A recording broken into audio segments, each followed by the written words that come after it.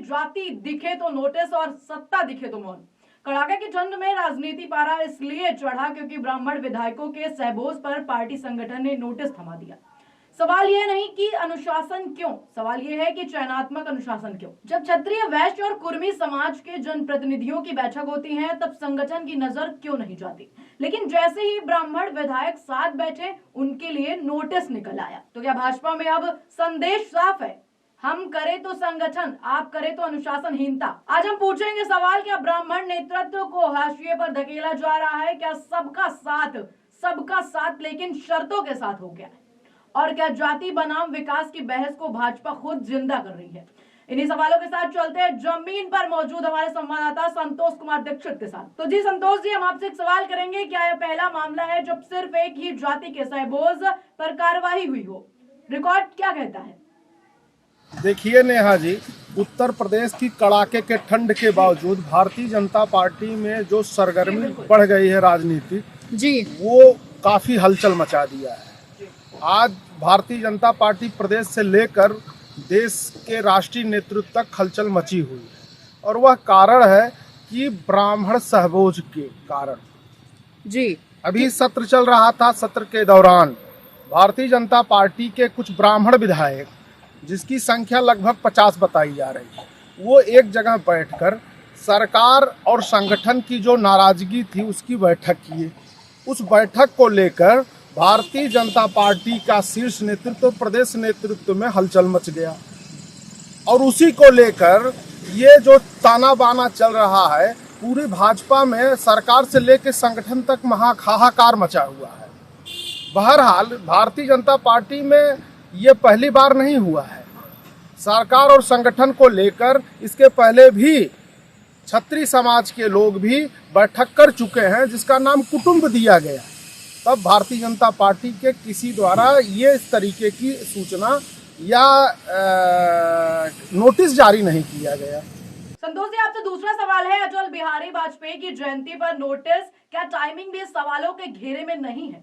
देखिए नेहा जी, उत्तर प्रदेश ही नहीं, भारतीय जनता पार्टी के संस्थापक सदस्य और भारतीय जनता पार्टी को यहाँ तक पहुँचाने में जिसकी शीर्ष महत्ता रही है वो पंडित अटल बिहारी वाजपेयी, श्यामा प्रसाद मुखर्जी, एल.के. आडवाणी, मुरली मनोहर जोशी, पंडित दीनदयाल उपाध्याय जैसे लोग जो है इस पार्टी को आज यहाँ तक पहुँचाए। जब 25 दिसंबर को उन्हीं के जन्मोत्सव के अवसर पर और देश के प्रधानमंत्री आए हों और उनके जाने के पहले ही भारतीय जनता पार्टी के प्रदेश अध्यक्ष द्वारा यह नोटिस जारी कर देना, मुझे लगता है कि ये ठीक नहीं है, उचित नहीं था कि इस दौरान उनको नोटिस जारी किया जाए।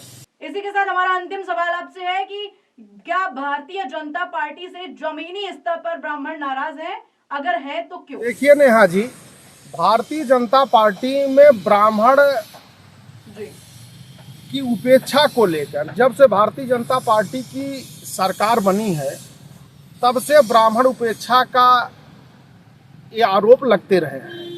भारतीय जनता पार्टी का एक समय था कि भारतीय जनता पार्टी के नेतृत्व प्रदेश का ब्राह्मण ही देखा करता था, जिसमें आप देख लीजिए तो उत्तर प्रदेश के एक ऐसा ब्राह्मण चेहरा था, नारायण दत्त तिवारी, जो उत्तर प्रदेश के भी मुख्यमंत्री रहे और उत्तर प्रदेश के मुख्यमंत्री के बाद जब उत्तर प्रदेश से उत्तराखंड का नया राज्य बना तो वहाँ के भी मुख्यमंत्री हुए। यानी नारायण दत्त तिवारी एक ऐसा चेहरा था कि जिन्होंने उत्तर प्रदेश के भी मुख्यमंत्री रहे और उत्तराखंड के भी मुख्यमंत्री रहे।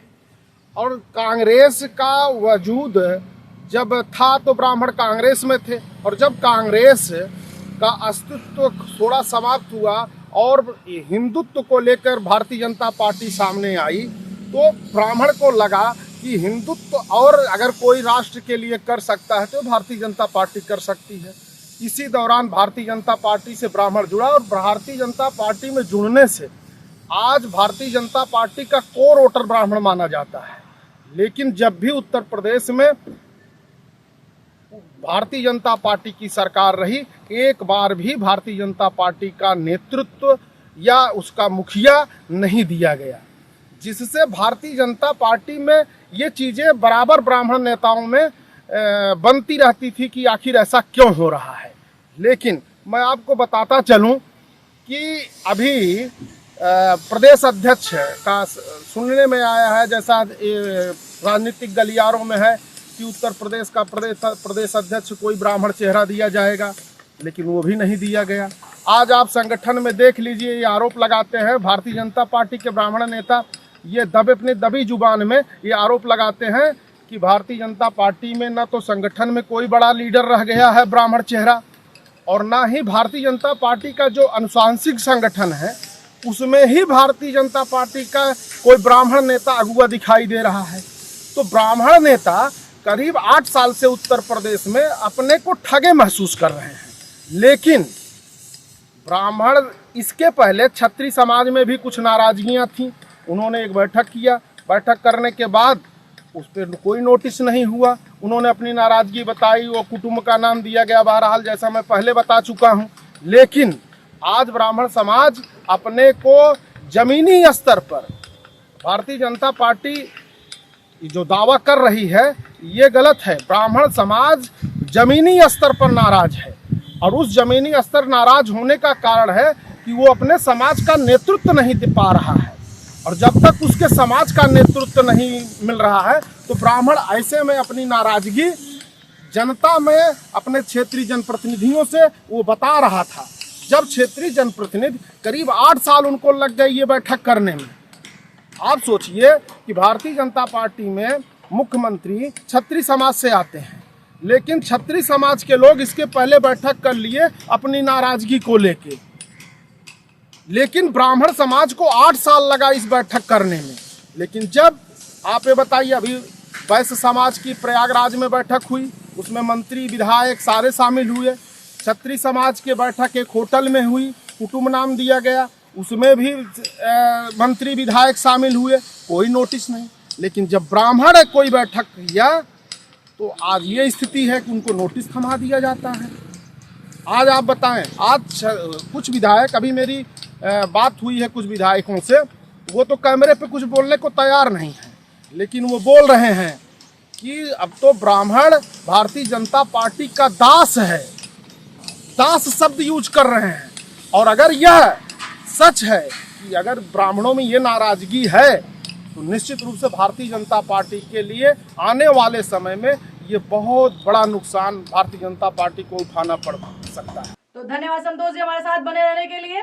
तो आपको बताते हैं कि भाजपा जाति से ऊपर है या कुछ जातियों से असहज, अनुशासन सबके लिए है या चुनिंदा लोगों के लिए। आज की बहस यहीं से खत्म नहीं होती, क्योंकि यूपी की राजनीति में जब जाति और सत्ता आमने सामने हो तो असर दूर तक जाता है। ऐसी दमदार खबरों के लिए आप देखते रहिए जन एक्सप्रेस। धन्यवाद।